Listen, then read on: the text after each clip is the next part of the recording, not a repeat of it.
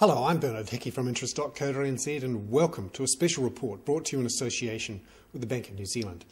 This is our top 11 charts for 2011, where we find a really interesting chart and we dig through it and explain the story of the economy and what it means for everyone in that economy, because that's what we love to do at Interest.co.nz.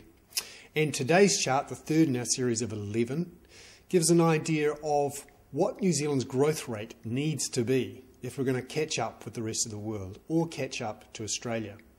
And it shows what it has been in the last 50 years or so.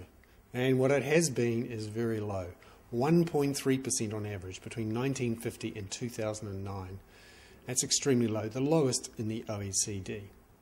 Now, if we wanted to get ourselves back up just to the average for the OECD, we'd have to be running around about 2.75% on average growth.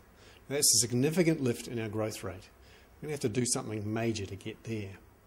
And then if we want to match Australia, if we want to catch up with Australia in terms of per capita GDP, which is the best way to measure what might happen with real wages, then we'd have to run at a growth rate of 4% of GDP. Remember, we were doing 1.3% for the last 60 years. We'd have to ramp it up to 4% by 2025 over the next 15 years. 4% a year for 15 years. Is that possible?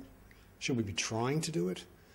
And what could we be doing if we wanted to get anywhere near that?